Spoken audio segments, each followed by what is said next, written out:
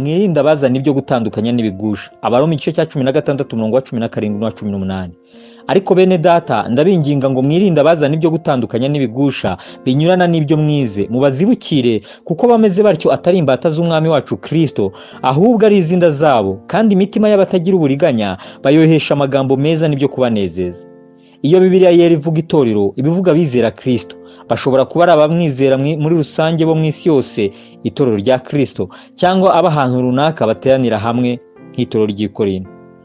Mu buryo bwose, umugaragu wa Kristo nyakuri arangwa no gushyira imbere inyungu za Kristo, agaharanira ubumwe bw'abamwizera ari wo mubiri we. Hari ubwo abantu babona Itorero ry'Imana nk'ahantu bagomba gukura imibereho, ariko ibyo gutekereza ku murimo Umwami Yesu yadusigiyeho kujya mu mahanga yose no guhindura abantu bose abigishwa be ntibabyiteho. Ibyo bituma bazana ibice mu murimo w'Imana kugira ngo base n'abafashe bugwate abantu b'Imana babone uko bakomeza kubaronkamo iby'inda zabo. Mbere yuko Yesu apfa, yasabiye abazamwizera bose ngo babumwe. Sinsabira babonyine, ahubwo ndasabira abazanyizezwa n'ijambo ryabo ngo bose babumwe nk'uko uri muri jye Data, nanjye nkaba muri wowe, ngo nabo babumwe muri twe, ngo ab'isi bizere ko ari wowe wantumye. Yohana igice cya 17 umurongo wa 20 na 21. Uwo ni wo mutima wa Kristo, nibwo bushake bwe, nuko abamwizera baba bumwe.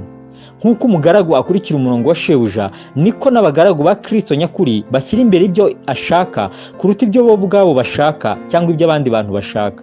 Ibyo bituma baharanira ubumwe bw'abizera Kristo n'urukundo hagati yabo, nubwo hari aho bishobora gusa n'ibibahombeje inyungu runaka cyangwa bikabateranya n'abandi bantu baba bashaka izindi nyungu zitari iza Kristo, nk'iz'imiryango yabo cyangwa iz'amazina yabo ubwabo. Bene abo ni imbata z'inda zabo, kandi duhugurirwa kubirinda. Bene abo bateza ibice mu mubiri wa Kristo bishingiye ku bintu bitandukanye nk'amoko, uturere, imitungo, aho basengera, abababwirije n'ibindi. Ariko byose biba biganisha ku nyungu zabo bwite atari za Kristo, kandi bituma isi ibona abakristo nk'abantu bari mu mashyaka agamije inyungu zabo bwite, bigatuma batizera. Muri iyi minsi ya nyuma, abo Yesu azakoresha mu nzu ye ni abantu bamaze kuba ibitambo, batakiriho ku bwabo, bariho ku bwa Kristo. Nibo bazakora ibyo ashaka, bakazana ubumwe mu Itorero rye, bigatuma isi ibona Yesu n'ubwami bwe aho kubona abantu n'inyungu zabo. Ubumwe bw'Itorero nibwo buzarishoboza kwakira umusaruro w'abakizwa Imana ishaka kuri. Niyo mpamvu abasaruzi izohereza ari abafite umutima w'ubumwe bw'umwuka n'urukundo mu bizera Kristo. Nk'uko Pawulo atatinye guhugura Petero n'abandi Bayuda ubwo batangiraga kuzana ibice mu Itorero, niko nabo bazashyira imbere ubumwe bw'abera, nubwo byatuma bangwa n'abandi bantu biyita abagaragu ba Kristo ariko badashyira imbere inyungu ze. Ariko ubwo Kefa yazaga muri Antiyokiya, namugishije impaka duhanganye kuko yari yabonetsweho n'umugayo, kuko intumwa za Yakobo zitaragerayo yasangiraga n'abanyamahanga, ariko zigeze yariyufura arabanena kuko yatinyaga bakebwe. Nuko abandi Bayuda nabo bose baryaryana nawe, ndetse ibyo bituma na Barinaba ayobywa n'uburyarya bwabo. Ariko mbonye ko batagenda mu nzira igororotse ihura n'ukuri k'ubutumwa bwiza, mbwirira Kefa imbere ya bose nti, ubwo wowe uri Umuyuda ukifata nk'abanyamahanga, ntiwifate nk'Abayuda. Ni iki gituma uhatira abanyamahanga kwifata nk'Abayuda? Abagalati igice cya 2 umurongo wa 11 kugera ku wa 14.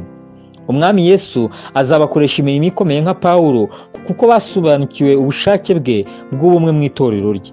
Ni igihe abagaragu ba Kristo bose bakwiye kugenzura niba koko bashyira imbere inyungu za shebuja cyangwa ari izabo ubwabo cyangwa iz'abana b'abantu. Dusenge. Umwami Yesu, tubabarira aho twagize umutima w'ibice mu Itorero ryawe, kandi uduhe gukundana tutarobanuye, mu izina ryawe Yesu. Amen.